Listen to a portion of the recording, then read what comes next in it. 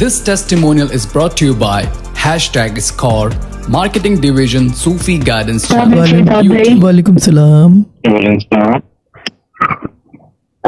शाह साहब, मेरी टेस्टिमनी ये कि मेरी आपसे ना कोर्ट यार्ड में बात हुई थी कि वो बाबा की ज़मीन का मसला चल रहा था, तो आपने कहा था कि मैं तवज्जो करूंगा, आपको ना पर्चा नहीं उन पे करवाना पड़ेगा, तो ये जो है ना सॉल्व हो जाएगा। तो जैसे मेरी आपने कॉल जो है वो बंद हुई, तो बाबा को ना चाचू की कॉल आ गई कि आप ना आइएगा, उनकी कॉल आ गई है कि हम लोग सुलह कर लेते हैं। तो शाह साहब वो फिर मॉर्निंग में बाबा को जाना भी नहीं पड़ा और उनकी सुलह भी हो गई थी। जबरदस्त। और शहजाद भाई मेडिटेट किया था या सिर्फ बात हुई थी?